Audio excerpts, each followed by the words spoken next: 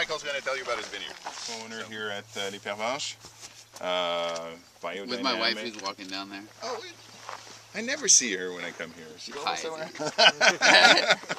Véronique Cupin is the other corner, and where the tractor is, there's half Chardonnay and half Zweigelt on a quarter hectare down there, and then the 3 rows that you saw coming in low to the ground are Chardonnay and 1 row of Pinot Noir. There's another row of Pinot Noir close to the Chardonnay over there.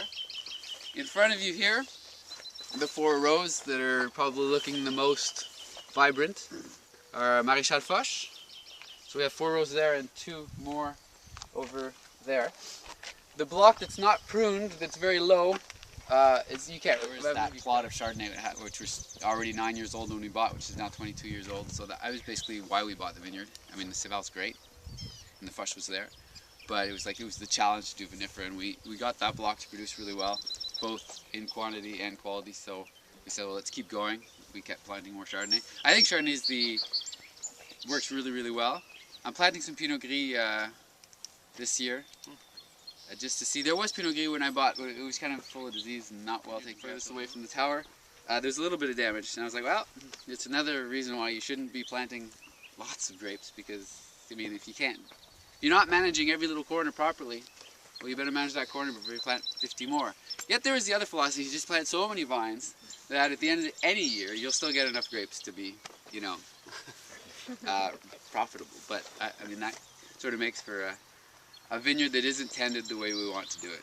We like to spend a lot of time in the vineyards. We're forward. Prune. I said it was a great year. We've got a lot of great wood. I'm going to sort of do a much more severe pruning job than I usually do. And if I'll just show you the difference. This is just how we protect ourselves in Quebec. Cloths to cover the viniferas. The viniferas being the European vines, right? Chardonnay, Pinot Noir, and the hybrids, Céval, Foch.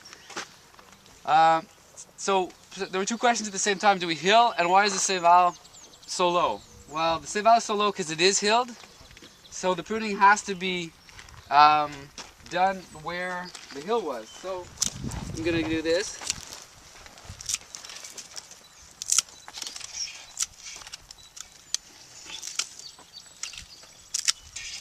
So I've already taken off, and I'm not even half to. I've already taken off 1, 2, 3, 4 buds.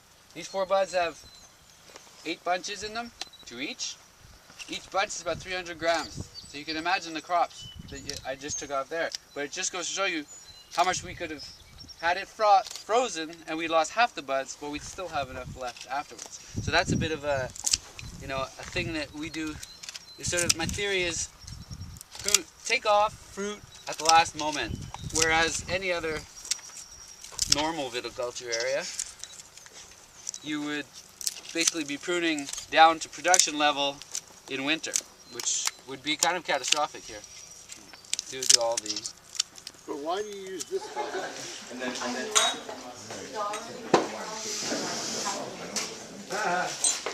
What's up? Well, cheers, everybody. Okay. Cheers.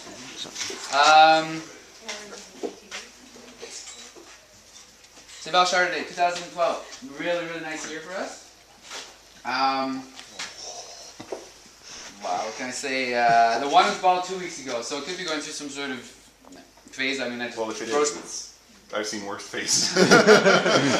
So it's 85% Céval, 50% Chardonnay, 100% barrel fermented. Basically, I never calculate in bricks, so I mean, I know that's like a burnout right now, but I usually just look at what my potential alcohol is. I can tell you. That's right. About 12, yeah. But seriously, it kills. So these are limited production, and I know you guys sell out pretty quickly every year. How long will you have this available before? Well, we had a really nice harvest last year, both in Chardonnay and Céval, so we do have quite a bit of, a little bit more than usual. There's 5,000 bottles. Last year, I think we had about 3,500. Just a little bit over 3,500, and we were out, I think, for about mid-July. And so it's 6 weeks. Yeah.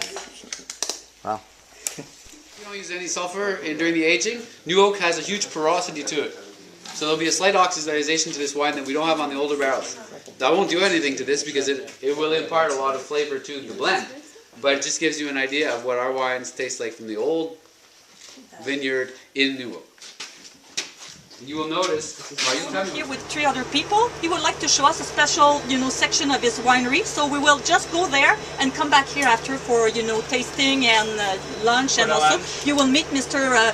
Léon Courville, who's the owner of one of the vineyards that you will have the opportunity to taste. It's one great vineyard, and they will participate in the grand tasting after the lunch. C'est bon, moi je fais C'est bon? attention, juste 5 jours. Oh, Il y a de la place ici derrière. C'est bon, c'est vrai, on s'en va. On s'en va 2 minutes. Part of Eastern Townships, Quebec. And in fact, you probably know already, but this area is really the cradle of the wine industry in Quebec. And it started around 30 years ago with, in fact, l'Orpaillard and another...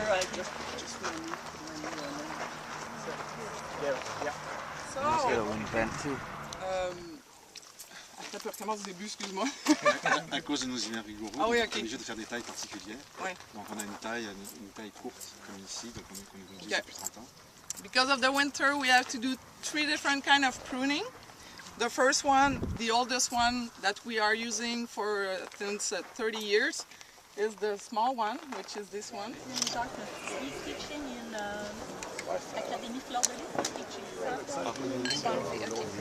Et c'est quoi les If they're not laughing about my English, they will not laugh about yours. Moi, je m'en vais parler. Monsieur les chauffeurs, je vous suggérerais de... Moi, je suis le...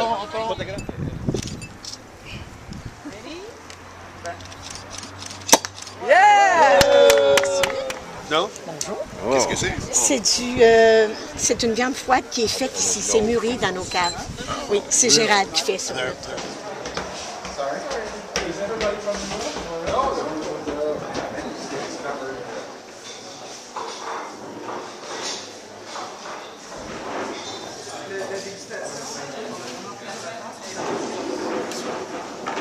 Well, I'm glad you like it. And it's mostly local products. These are all Céval? No, this is Vignoble and Benelux. They will order something they know, so if they don't know it, so I think our success is that. C'était lui. Ice wine? From la grille, from la noir? Oh, we have a little. Oui, mais de toute façon, oui, vous pouvez y aller en anglais, puis les francophones ici sont capables de suivre. Because we started to make ice cider in '89, and my husband that you see there was the first one ever to make ice cider. And ice cider was a great idea. It comes from the fact that Christian was working on a vineyard, and he was making ice wine, but the cost for ice wine is still very high. And his neighbor was growing apple, so he just said, okay, why not try one time with the apple on the side? So he just bought part of the orchard, and he started '89 to do that. The first, this is because we're organic. We're never going to be big, so we have to have like something very special for the people to come and see us and see why we choose this way of working. Naturally, and it stayed there. It stayed in the fermentation room for 12 to 18 months, and after that we can bottle. But like I said, this one is 2009. Quelle année, celui-là? Moi, c'est 2009. That's it. Over with the press.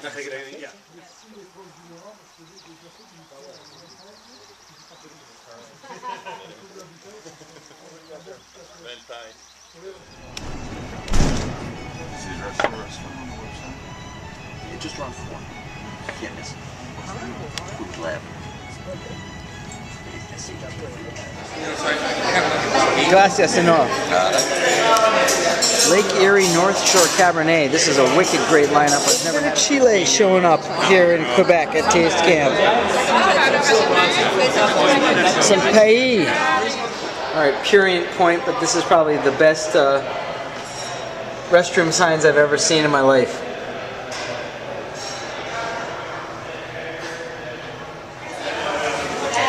This is the TasteCamp Walk of Shame here.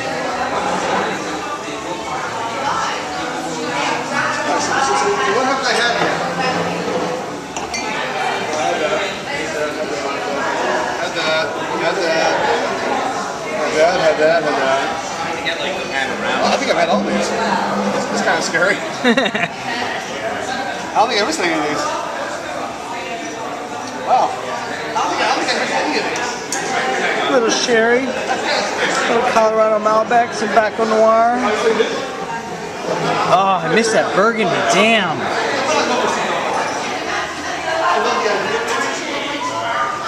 That was your wah, I had that, that was pretty nice. Ooh, what's that?